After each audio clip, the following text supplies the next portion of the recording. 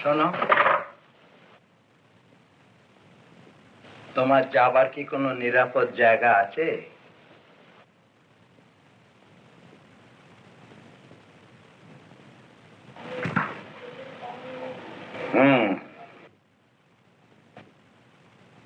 তা আমাকে কিছু বলতে হবে না, শুধু পুলিশ এলে বলো যে এই বুড়োটা তোমাকে জোর করে আটকে রাখেনি।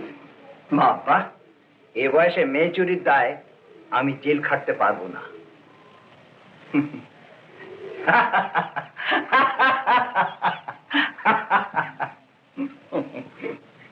তাছাড়া আমার ঘরটা দেখলেই বুঝতে পারবে যে আমি ছবি টবি আঁকি, কাজেই ও পাথর ভাঙা আমাকে মানাবে না।